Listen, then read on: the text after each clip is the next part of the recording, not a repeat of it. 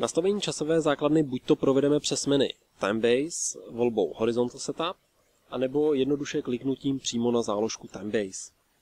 Zde máme na výběr z několika režimů vzorkování.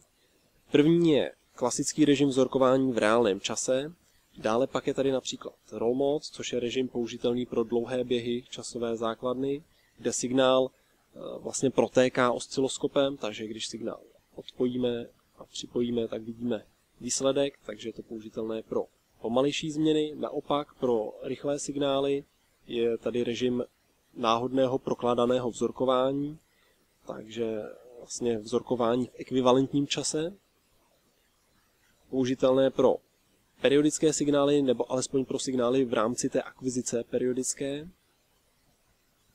Ale zdaleka nejzajímavější je sekvenční režim, což je vlastně vzorkování v reálném čase, ale akviziční paměť osciloskopu je rozdělena na nějaký definovaný počet segmentů. Ten počet segmentů zvolíme v záložce Sequence, je to od 2 do řádu tisíců.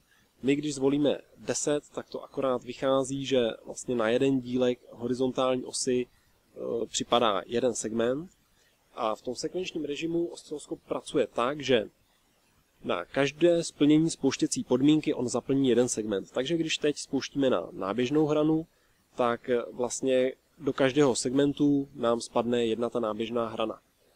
Mezi těmi hranami by přitom mohla být doba i řádu třeba hodin, takže je to dobře využitelný režim k tomu, když máme zřídka se vyskytující jevy a chceme jich více zachytit za sebou, tak neplýtváme pamětí osciloskopu vzorkovací na tu část signálu, kde se vlastně nic zajímavého neděje a vybereme jenom ty zajímavé okamžiky. Takže například teďka se díváme jenom na náběžné hrany a přitom neplýtváme pamětí osciloskopu na sestupnou hranu nebo na ty části signálu, kde se žádná změna neděje.